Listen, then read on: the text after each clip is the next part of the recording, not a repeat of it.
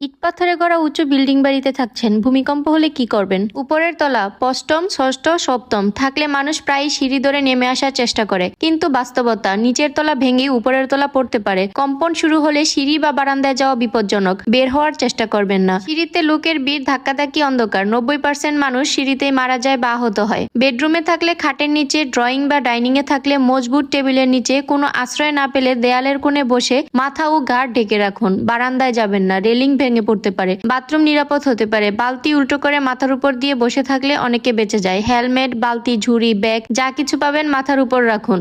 যদি আপনি প্রথম বা দ্বিতীয় তলায় থাকেন, কম্পন শুরু হলেই দরজা খুলে রাখুন। 15-20 সেকেন্ডের মধ্যে সিঁড়ি দিয়ে নেমে রাস্তায় চলে আসুন, কিন্তু রাস্তায় এসে বিল্ডিং এর গা ঘেঁষে দাঁড়াবেন না। 100 ফুট দূরে সরে ভবন ছেড়ে খোলা মাঠে চলে যান। ধ্বংসস্তূপের নিচে আটকে গেলে চিৎকার করবেন না, ধুলো ঢুকে গলা শুকায়। হুইসেল থাকলে বাজান, না থাকলে দেওয়ালে বা পাইপে 3 বার টোকা দিন। মোবাইল টর্চ অন রাখুন, কথা বলবেন না। ব্যাটারি বাঁচান, মুখে কাপড় চেপে ধরুন, ধুলো ঢোকা কমবে। আজ থেকে যা করবেন, বিছানার পাশে জুতা রাখুন, বেডের পাশে হেলমেট ও হুইসেল রাখুন। ভারী আলমারি, টিভি বা ফ্রিজের অবস্থান এমন রাখুন যাতে পড়ে গেলে আঘাত না হয়। গ্যাস সিলিন্ডার চেইন দিয়ে বেঁধে রাখুন। দরজা কখনো অটো লক হবে না, চাবি কাছে রাখুন। ঢাকা একটি ঘনবসতি শহর, যেখানে 5 থেকে 7 তলার অ্যাপার্টমেন্টগুলো শহরের প্রধান আবাসন। একটি লাইন মনে রাখুন, আমি 4র্থ তলার উপরে, তাই আমি দৌড়বো না, শুধু টেবিল বা বিছানার নিচে ঢুকবো। আমি যদি প্রথম দ্বিতীয় তলায় থাকি, প্রথম 20 সেকেন্ডে বের হয়ে যাব। প্রস্তুতি ছাড়া ঢাকার ভূমিকম্প হলে বেঁচে থাকা ভাগ্যের উপর, প্রস্তুতি থাকলে বেঁচে থাকা ভাগ্যের হাতে।